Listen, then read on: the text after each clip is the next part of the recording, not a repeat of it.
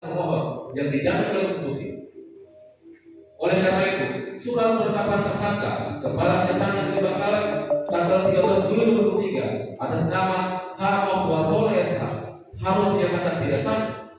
Pengadilan Negeri Kabupaten Bangkalan mengabulkan gugatan pra-peradilan yang dilayangkan pengacara Bahtiar Pradinata kepada Kejaksaan Negeri Kabupaten Bangkalan atas penetapan tersangka dugaan tindak pidana korupsi terhadap pensiunan ASN berinisial MS. Dalam putusannya, Hakim Pra-Peradilan PN Bangkalan, Zainal Ahmad menyatakan bahwa surat penetapan tersangka kepada MS tertanggal 13 Juli 2023 dinyatakan tidak sah dan surat penahan tidak memiliki kekuatan hukum. Hakim Pra-Peradilan berpendapat, termohon dalam hal ini Kejari Bangkalan, telah terbukti lalai dalam melaksanakan hukum acara pidana, yang mengakibatkan tercederainya hak konstitusional pemohon, ungkap Hakim Zainal Ahmad.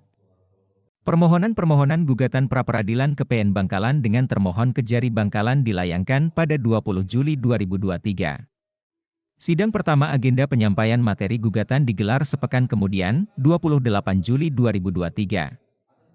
Dilanjutkan dengan sidang dengan agenda pembacaan dakwaan dari termohon, pembacaan replik dari pemohon, pembacaan duplik dari pemohon, hingga sidang pembuktian dengan menghadirkan dua saksi ahli masing-masing dari pemohon dan termohon.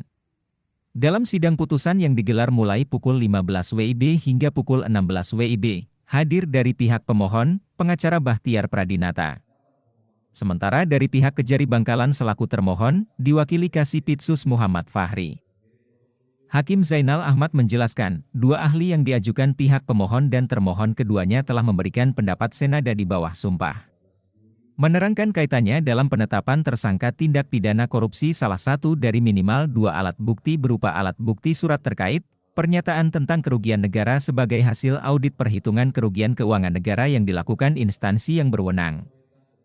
Instansi yang berwenang menyatakan ada atau tidaknya kerugian keuangan negara, lanjutnya, adalah badan pemeriksa keuangan yang memiliki kewenangan konstitusional. Sedangkan instansi lainnya seperti Badan Pengawas Keuangan dan Pembangunan serta Inspektorat Satuan Kerja Perangkat Daerah, tetap berwenang melakukan pemeriksaan dan audit keuangan negara. Oleh karena itu, lanjutnya, termohon dinyatakan melakukan pelanggaran terhadap hukum acara pidana, yang dapat menjadi objek pertimbangan hukum, Hakim Pra-Peradilan. Untuk itu, hasil sidang putusan sidang pra-peradilan juga memutuskan pihak termohon untuk memulihkan harkat dan martabat pemohon dalam keadaan semula.